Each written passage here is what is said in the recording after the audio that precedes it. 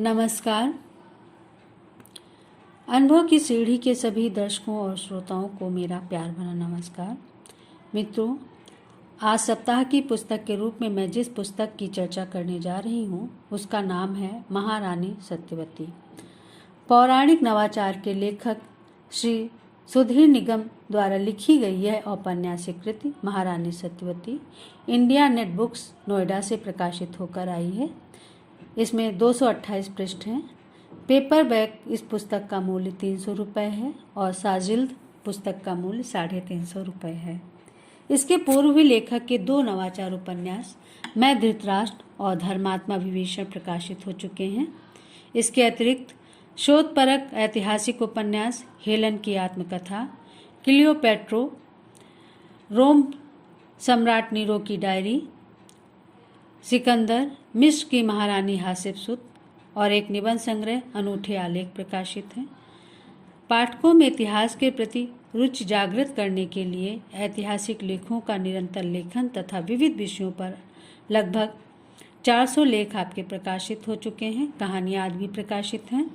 फतेहगढ़ छावनी जिला फर्रुखाबाद में जन्मे श्री सुधीर निगम जी की ऐतिहासिक और पौराणिक लेखक के रूप में प्रतिष्ठा है।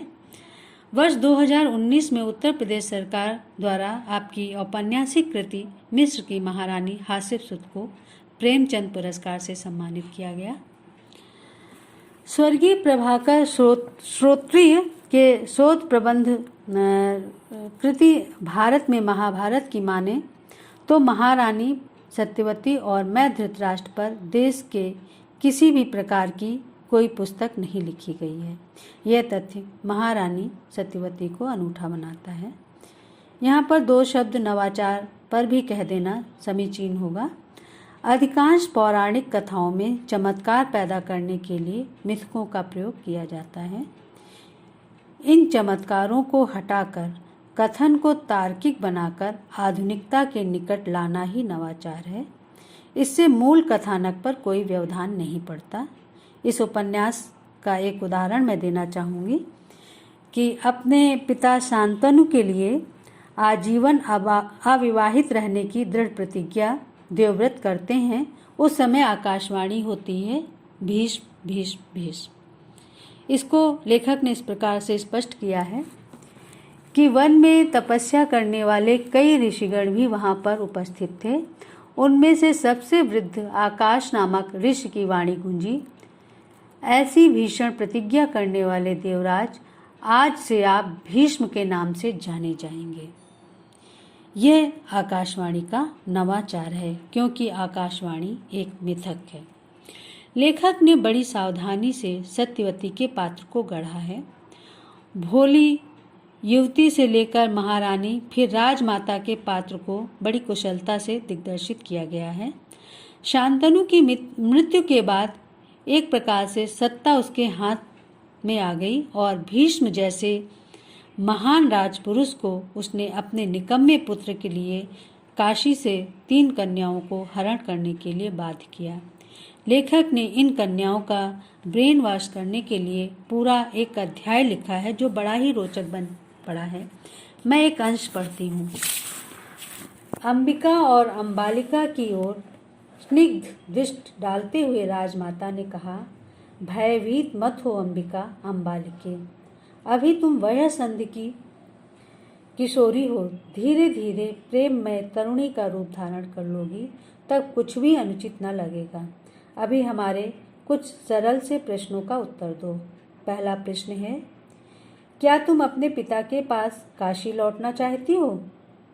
जी नहीं, अंबिका और अंबालिका ने संवेद कंठ से कहा। हरण के बाद तुम्हारा विवाह अन्यत्र संभव न होगा। क्या तुम अपने पिता के दुख को और बढ़ाना चाहती हो? कदापि नहीं।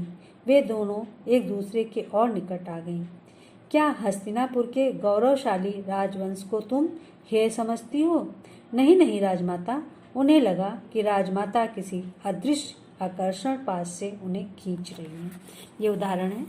इसी प्रकार कथा में रोचकता लाने के लिए स्त्री पुरुष के अंतरंग संबंधों को, चाहे वैवाहिक हों या नियोग जनित हों, लेखक बड़ी मार्मिकता से संस्पर्श करता है, कहीं भी अश्लीलता बोध नहीं आने देता। नियोग कक्ष में नियोगकर्ता की प्रतीक्षा करती अंबिका की मनोदशा का सुंदर चित्रण है। दोनों बहनें अंबिका और अंबालिका पति से प्रथम संसर्ग का वर्णन बार बार करती हैं, यहाँ तक कि अपनी अग्रजा अंबा को वही विवरण लिखकर भेजती हैं। दोहराव का खतरा उठाते हुए लेखक ने ये वर्णन एक स्त्री की मानसिकता के अनुरूप बार बार किया है। पुनरावृत्ति का दोष न लगाते हुए मैं इसे एक स्त्री की मानसिकता ही कहूँगी, जिसे लेखक ने बहुत ही सुंदर ढंग से वर्णित किया है, स्पष्ट किया है। हर प्रमुख प्रसंग को लेखक ने नवाचार की दृष्टि से देखा है और लेखन को एक नवीनता बोध दिया है, पर कथा का प्रवाह बाधित नहीं होने दिया। उपन्यास की मुख्य नायिका सत्यवती का प्राकट्य और पतन की कहानी पूरी सावधानी से कही गई है। महाबली भीष्म तक सत्यवती के इशारों पर चलने को बाध्य होते हैं। सत्यवती का राजमाता का पद जब अंबालिका के पास चला जाता है तो वह निस्सहाय होकर रहने से पूर्व ही राजमहल छोड़कर चली जाती है। विश्वनाथ काशीनाथ रजवाड़े की पुस्तक भारतीय विवाह संस्था का इतिहास के अनुसार महाभारत युग से पूर्व तक विवाह संस्था ठीक से स्थापित नहीं हो पाई थी।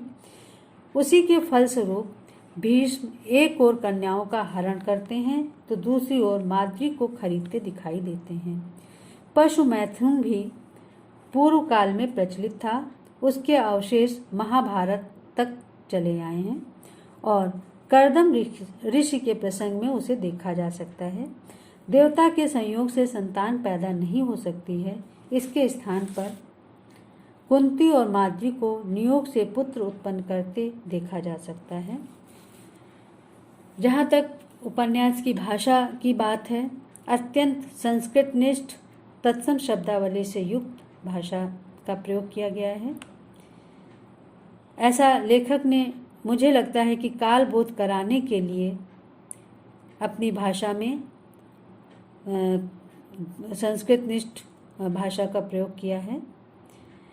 ऐसी भाषा पाठकों को सीखने के लिए प्रेरित करती है। बहरहाल मैं अंत में इतना ही कहूँगी कि महारानी सत्यवती का पूरा आनंद उसे पढ़ने के बाद लिया जा सकता है। यह एक अत्यंत पठनीय उपन्यास है और इसी के साथ मैं अपनी बात समाप्त करती हूँ। अगले सप्ताह एक नई पुस्तक के साथ फिर रूबरू होंगे। तब तक के लिए हम विदा लेते हैं।